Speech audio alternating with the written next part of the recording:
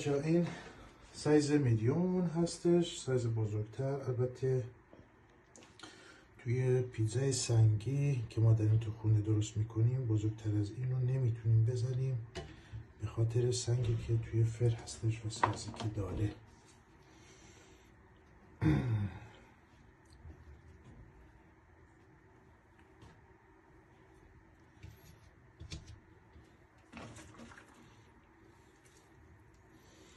پیشنهادی که من دارم اینه که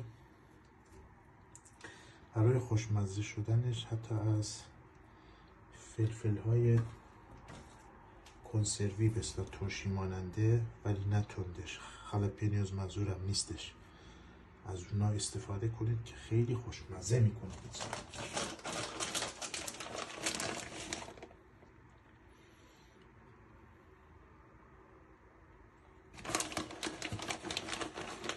پنیر رو قشنگ در کل پیتزا پخش کنید، مخصوصا اطرافش.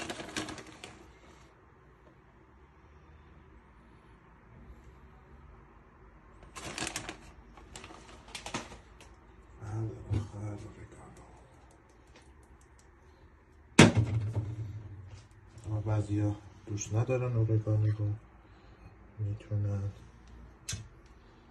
نریزن اورگانو. همونطور که گفتم در خود سسه هم اورگانو ریخته شده.